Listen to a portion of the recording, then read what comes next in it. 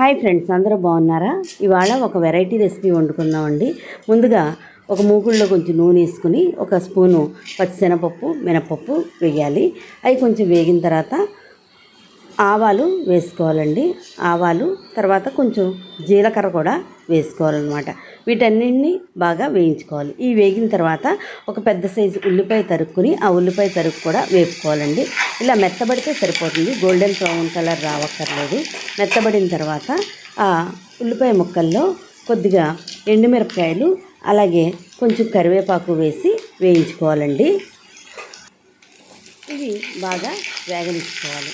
ఇప్పుడు variety recipe అన్నాను కదండి, అదేండి తొక్కలో రెసిపీ. ఏంటంటే అది పుచ్చకాయ తొక్కల కూర అండి. పుచ్చకాయ పై పార్ట్ అలాగా చెక్కు తీసేసుకుని లోపల ఎరుపు కూడా ఏమీ లేకుండా మధ్యలో ఉన్నటువంటి తెల్లటి వాటిని చిన్న చిన్న ముక్కలుగా కట్ చేసుకుని ఆ కట్ చేసుకున్న ముక్కల్ని మూకుడులో వేసుకుని వేయించుకోవాలండి.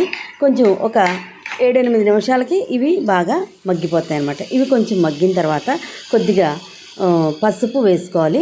అలాగే రుచికి సరిపడా సాల్ట్ కూడా వేసుకుంటే ముక్కలు తొందరగా మెత్తబడతాయండి. మూత పెట్టుకుని మగ్గించుకుంటే తొందరగా మగ్గిపోతాయండి. నానబెట్టుకున్నటువంటి పెసరపప్పు ఒక పెద్ద గిన్నె నానబెట్టుకోవాలి.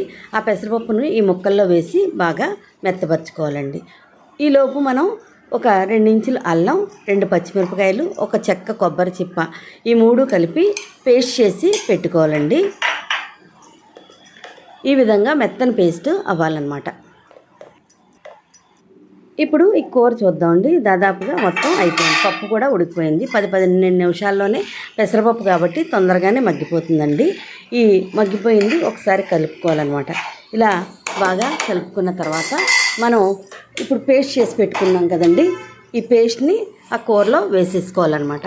ఈ కూరలో వేసుకున్న తర్వాత ఈ కొబ్బరి పేస్ట్ వేసిన తర్వాత 2-3 నిమిషాలు కలుపుకొని వేపుకుంటే ఈ అల్లంలోని పచ్చివాసన అంతా పోతుందండి. అప్పుడు కూర చాలా టేస్ట్గా ఉంటుందన్నమాట. చూసారా, ఈ తొక్కల కూర రెడీ అయిపోయింది. చాలా బాగుందండి, చాలా టేస్ట్గా ఉంది.